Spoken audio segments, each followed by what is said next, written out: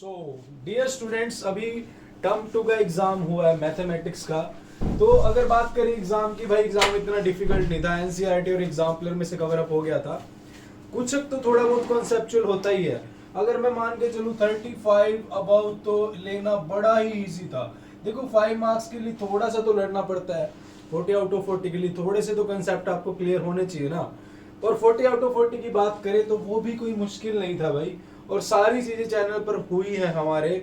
अब बात है कि इस क्वेश्चन की, एक क्वेश्चन है सर्कल का, ये जो एक थोड़ा सा ऐसा क्वेश्चन था कि जिसमें दिमाग लगाना पड़ा तीनों सेट में। अदरवाइज तीनों सेट में एक भी क्वेश्चन ऐसा नहीं है कि हाँ आपको थोड़ा डिफिकल्ट लगे, थोड़ा सा दिमाग इसमें लग रहा है बस इस क्वेश्चन में। और इसी को सीजी फाउंडेशन लेके आया है इस क्वेश्चन को। देखो क्या है इस क्वेश्चन में, कह रहा है कि एक ट्रायंगल एबीसी है, ए बी सी ये ट्रायंगल है, क्लियर। और एंगल भी 90 डिग्री है, ये वाला 90 है, ये एंगल भी, ये हमारे पास कितना दिया हुआ 90 degree. Taking A B as diameter, A B को डायमीटर, ए बी हमारा क्या है डायमीटर है। A circle has been drawn intersecting A C at P, इसको डायमीटर लिया तो मतलब एक सर्कल ड्रॉ किया, और वो सर्कल जो है इस ए बी सी ट्रायंगल को इस पी पॉइंट पे कट करेगा, ये पी पॉइंट है। Prove that the tangent drawn at point P, अब जो ये पी से ये टेंजेंट ड्रॉ करी है, ये जो टेंजेंट ड्रॉ की है, intersect bisect BC, bisect BC मतलब बाइसेक्ट, बाइसेक्शन यानी दो पार्ट, मतलब बीसी को दो पार्ट में कट कर रही है। यानी आपको प्रूव करना है, सिंपल सी लैंग्वेज में आपको ये प्रूव करना है कि B Q is equal to Q C prove करना है। तो इसको समझते हैं अच्छे तरीके से, कुछ भी नहीं है। अभी सुबह हमने लास्ट मिनट रिवीजन करी थी, वहां पे भी ये सारे कंसेप्ट डिस्कस हुए थे। एक कंसेप्ट मैंने सुबह ही बताया था लास्ट मिनट रिवीजन में कि सेमी सर्कल है, उसमें जो भी एंगल बनता है वो 90 डिग्री का होता है। तो यहाँ पर भी वही कंसेप्ट लगाते हैं। ये ए बी एक डायमीटर है, एक लाइन ये होगी ए पी और एक ये होगी लाइन पी बी। तो ये क्या है, सेमी सर्कल बन गया। और सेमी सर्कल में जो एंगल बनता है वो बनता है हमारा 90 डिग्री का। तो ये वाला जो एंगल हो गया, angle A P B is equal to 90 degree हो गया। ये बात मानते हो, ये वाला हमारा एंगल 90 डिग्री। अब अगर ये 90 है तो इसके साथ वाला, देखो ये एक लीनियर पेयर की बात करें, अगर ये 90 है तो ये वाला भी 90 होगा। तो इसके साथ वाला ये पूरा एंगल कौन सा, बी पी सी, तो एंगल बी पी सी भी क्या होगा 90 डिग्री होगा। यहां तक बात समझ आई, क्लियर है। यानी ये दोनों एंगल 90। अब छोटी सी बात समझो कि अगर एक्सटर्नल पॉइंट से अगर हम सर्कल पे, अगर एक्सटर्नल पॉइंट से सर्कल पे हम टेंजेंट ड्रॉ करते हैं तो वो टेंजेंट जो होती हैं लेंथ में इक्वल होती हैं, ठीक है। अब यही कंसेप्ट यहां पर यूज करते हैं।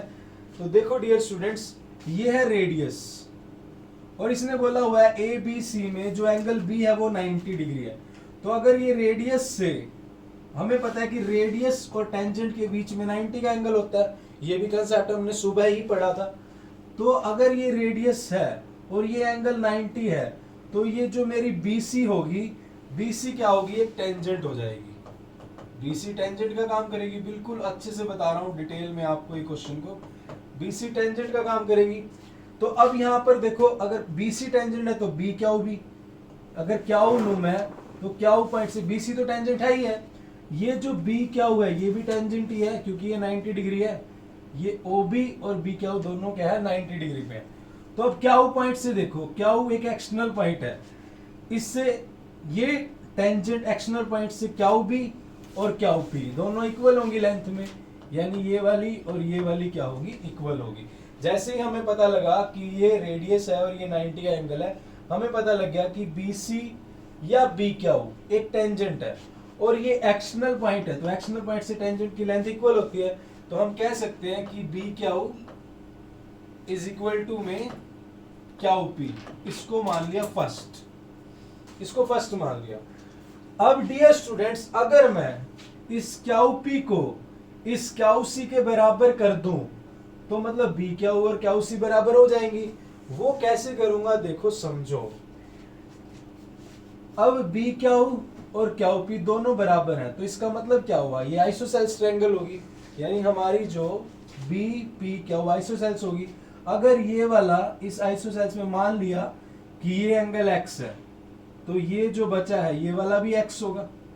अब ये जो पूरा है यहां से लेके ये पूरा एंगल ये 90 है, इतना एक्स हो गया, इतना एक्स है, तो ये जो बचा हुआ ये 90 माइनस एक्स हुआ, ये आ गया। अब अगर मान लिया ये दोनों एंगल इक्वल आ गए तो इनकी साइड्स भी इक्वल हो जाएंगी, मानते हो बात। अब ये 90 माइनस एक्स आ गया, ये मुझे 90 माइनस एक्स प्रूव करना है, कैसे। अब आप ध्यान दो किस ट्रायंगल पे, आप ध्यान दो ट्रायंगल पी बी और सी पे, इस वाले ट्रायंगल पे ध्यान दो, पी बी और सी पे। इसमें हमने देखा था कि ये पूरा एंगल 90 है, ये वाला पूरा 90 था, और ये वाला हमने माना था, ये वाला हमने x माना था, तो ये बचा हुआ क्या हुआ 90 माइनस एक्स, तो यानी ये जो एंगल बच गया ये 90 माइनस एक्स हो गया। और बात बन चुकी है डियर स्टूडेंट्स, ये 90 माइनस एक्स हमारा हो चुका है, ठीक है। अब अगर ये 90 माइनस एक्स हुआ तो ये एंगल इक्वल है, तो अगर साइड्स इक्वल हो तो उनके एंगल इक्वल होते हैं, वाइस वर्सा अगर एंगल इक्वल हो तो साइड इक्वल होती है। So therefore angle Q P C, angle Q P C equal to Q P C equal to Q C P, angle Q C P is equal to 90 minus x, इसको मान लिया second. अगर ये दोनों angle equal है so therefore we can write, हम कर सकते हैं कि P Q is equal to Q C, P Q equal to Q C, इसको थर्ड ले लो, ठीक है। अब डियर स्टूडेंट्स यहां से फर्स्ट और थर्ड को एनालिसिस करो, पी क्याऊ भी क्याऊ पी के बराबर है और क्याऊ पी क्याऊ सी के बराबर है। सिंपल सी बात है, मान लिया अगर x y के बराबर है और y किसके बराबर है, z के बराबर है, तो फर्स्ट और थर्ड से x और z तो बराबर होंगे ना, तो यही कंसेप्ट लगाया फ्रॉम फर्स्ट एंड थर्ड,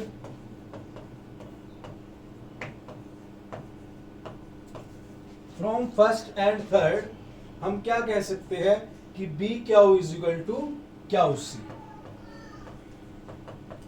अब दोनों बराबर आ गई, ये इसके बराबर आ गई, so therefore we can say that P bisect BC। ये था क्वेश्चन नंबर हमारा 12 था सेट 1 में, ठीक है, सर्कल का क्वेश्चन था ये। और अभी मैं पूरे सैंपल पेपर का सॉल्यूशन लेके आ रहा हूं, कमेंट करिएगा आपको लाइव सॉल्यूशन प्रीमियर कौन से क्वेश्चन में डाउट है। मिलते हैं नेक्स्ट वीडियो में, जय हिंद।